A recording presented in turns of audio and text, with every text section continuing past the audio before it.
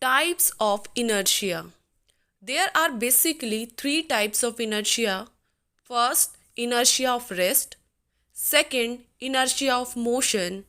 And third, inertia of direction. First is inertia of rest. The resistance of a body to change its state of rest is called inertia of rest. Means a body cannot change its state by itself. That means some external force is required to change the state of rest. For example, when the bus starts suddenly, then lower part of the body starts being in motion with the bus because it is in touch of the bus in motion, while upper part of body tries to be at rest for some time because of inertia at rest. That is why passengers tends to fall backwards when it starts suddenly. Second is inertia of motion.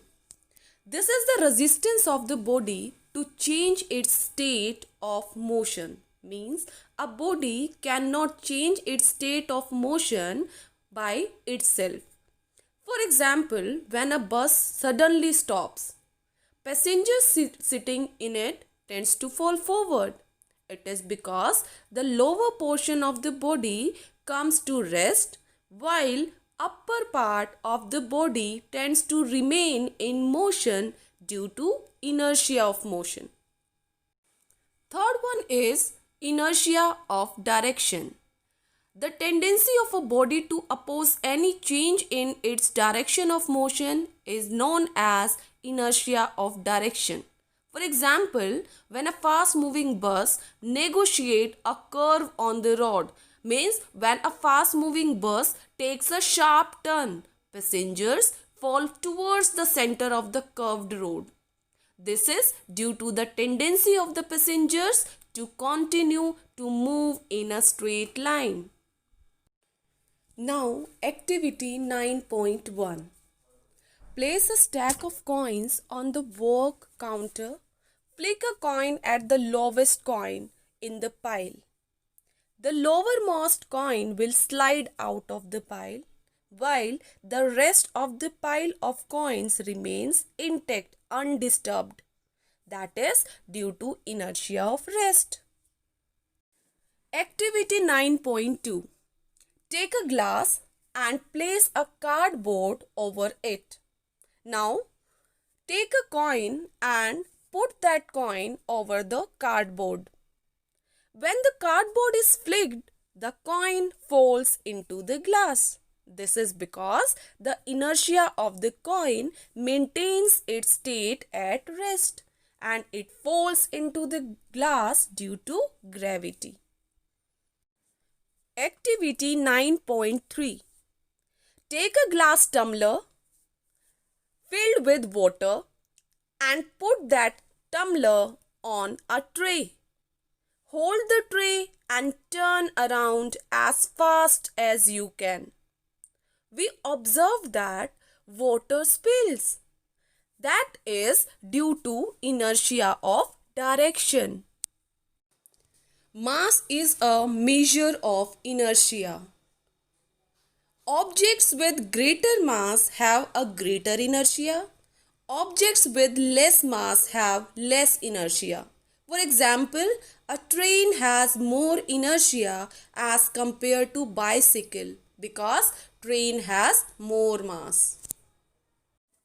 See first question, which of the following has more inertia? First, A part, a rubber ball and a stone of same size. Obviously, a stone has more mass as compared to a rubber ball. So, stone has more inertia. See the second part, a bicycle and a train. Train has more mass. That means train has more inertia as compared to bicycle. C part, a 5 rupee coin and a 1 rupee coin. That means a 5 rupees coin has more mass than 1 rupee coin. Therefore, 5 rupees coin has more inertia. Second is, in the following example, try to identify the number of times the velocity of ball changes. A football player kicks a football to another player of his team, who kicks the football towards the goal. The goalkeeper of the opposite team collects the football and kicks it towards a player of his own team. Also identify the agent supplying the force in each case. Now see, we have two columns, agent supplying the force, and second is change in velocity of the ball. Firstly, first player kicks a football. Their velocity from 0 changes to u, initial velocity. Second player kicks the football towards the goal. Again, velocity changes. Then the goalkeeper collects the football. Their velocity becomes 0. And at last, goalkeeper kicks it towards the player of his team. Then change in velocity takes place. So, the velocity of the football changed 4 times. Third question is, explain why some of the leaves may get detached from a tree if we vigorously shake its branch. When the tree's branch is shaken vigorously, means very fast, the branch attains motion, but the leaves stay at rest. Due to inertia of rest, the leaves tend to remain in its position and hence detaches from the tree to fall down. Fourth question is, why do you fall in forward direction when a moving bus brakes to a stop and fall backwards when it accelerates from rest?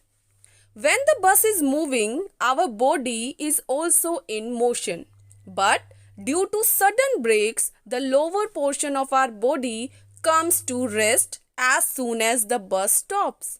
But the upper part of our body continues to be in motion and hence we fall in forward direction due to inertia of motion. When the bus accelerates from rest, we fall backwards. When bus is stationary, our body is at rest, but when the bus accelerates, the lower portion of our body being in contact with the floor of the bus comes in motion. But the upper part of our body remains at rest due to inertia of rest. Hence, we fall in backward direction.